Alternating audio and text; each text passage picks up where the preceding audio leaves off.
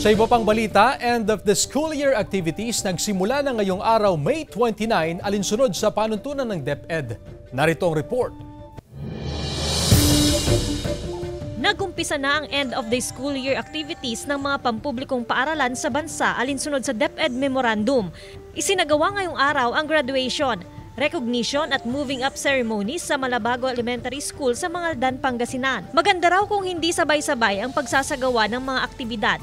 Kailangan ma-schedule ang bawat school para mapuntahan ng district supervisor para doon sa conferment.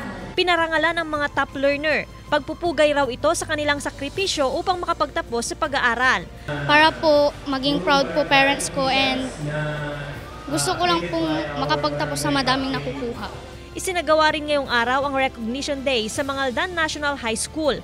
Bukas ang moving up ceremony ng mga completer at sa Biyernes naman ang graduation. Sa dami ng mga learner, ipinatupad ang one-parent policy.